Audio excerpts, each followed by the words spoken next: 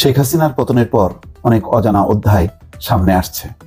একটি রিপোর্ট দেখছিলাম মানব জমিনে।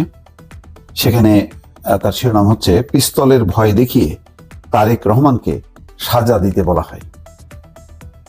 এই কাহিনীটা কিছু জানি যে মোতাহার হোসেন রীতিমতো প্রাণ নিয়ে পালিয়েছিলেন মালয়েশিয়ায়।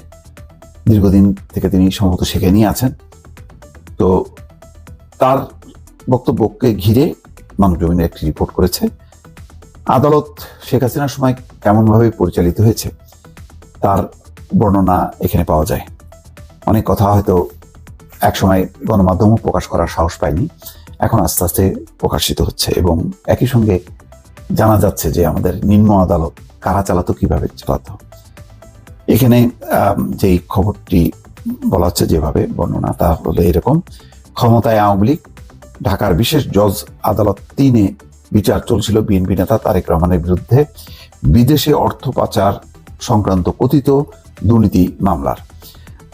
রায় ঘোষণার আগে নানা নাটকীয় ঘটনা। বিচারক মোতাহার হোসেন স্বাভাবিকভাবে মামলার রায় ঘোষণার প্রস্তুতি নিচ্ছিলেন, কিন্তু হঠাৎ বদলে যায় দৃশ্যপট। চারিদিক থেকে আসতে থাকে নানা চাপ, হুমকি। তারেক রহমানকে যে কোনোভাবে সাজা দিতে হবে, সাক্ষ্য প্রমাণের ভিত্তিতে মামলার রায় যা হওয়ার তাই হবে। বিচারক প্রথমে এমন মনোভাব প্রকাশ করলে তার উপর চাপ আরো বেড়ে যায়। আইন মন্ত্রণালয়ের কর্মকর্তা আবু সালেহ শেখ মোহাম্মদ জহিরুল হক দুলাল সরাসরি যোগাযোগ করেন মোতাহার হোসেনের সঙ্গে, চলে আলোচনা। বিচারকের মনোভাব দেখে ভয় দেখানোর কৌশল নেন দুলাল। ধানমন্ডিতে উচ্চ আদালতের এক বিচারপতির বাসায় ডাকা হয় মোতাহার হোসেনকে। সেখানে উপস্থিত হন জহিরুল হক দুলাল, সঙ্গে কয়েকজন গোয়েন্দা কর্মকর্তা। কয়েকজন কোমরে পিস্তল গুঁজে সেখানে প্রবেশ করেন। বিচারক মোতাহার হোসেনকে বলা হয়, তারেক রহমানকে যে কোনো মূল্যে সাজা দিতে হবে।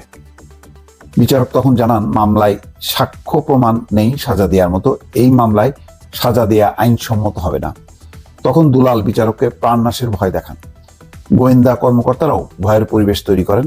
এক পর্যায়ে দুলাল বিচারককে বলেন, আপনাকে রায় লিখতে হবে না, আমি লিখে দেবো, আপনি শুধু পড়বেন। পরে দুলাল রায় লিখে পাঠিয়েছিলেন বিচারকের বাসায়।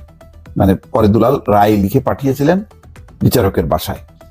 বিচারক মোতাহার অবশ্য আদালতে জহিরুল হক দুলালের লিখে দেয়া রায় পড়েননি। তিনি নিজের লেখা রায় পড়ে তারেক রহমানকে অভিযোগ থেকে বেকসুর খালাস ঘোষণা করেছিলেন। রায় ঘোষণার পর থেকে চরম নিরাপত্তাহীনতায় পড়েন বিচারক মোতাহার। চাকরি থেকে অবসর নেওয়ার 1 মাস আগের এই ঘটনা ওলটপালট করে দেয় তার সবকিছু। কিছুদিন আত্মগোপনে থাকার পর আদালতে ফিরে আসলেও বুঝতে পারেন তাকে শায়েস্তা করার নানা আয়োজন চলছে। পরে নিজের অফিস গুটিয়ে অবসর নেওয়ার আগের দিন প্রিয় কর্মস্থল ছাড়েন। এক ছেলেকে নিয়ে চলে যান মালয়েশিয়া। এরপর অনেকটা ভবঘুরের মতন সময় কাটিয়েছেন। গোয়েন্দারা পিছু নিয়ে এক স্থানে বেশি দিন থাকতে পারেননি এক দেশেও। কয়েক দেশ ঘুরে 2022 সালে থিতু হন ফিনল্যান্ডে। ছেলেকে নিয়ে সেখানে রাজনৈতিক আশ্রয়ে আছেন। 5ই আগস্ট ছাত্র জনতার গণঅভ্যুত্থানের পর দেশে ফেরার চিন্তা করছেন বিচারক মোতাহার হোসেন। তাহলে বুঝতে পারছেন যে সেই আইন মন্ত্রণালয়ের সচিব দুলাল থেকে শুরু করে নিচের সমস্ত জায়গায় মন্ত্রী, সচিব, তারা আদালতকে নিয়ন্ত্রণ করতেন এবং বাধ্য করতেন যে তাদের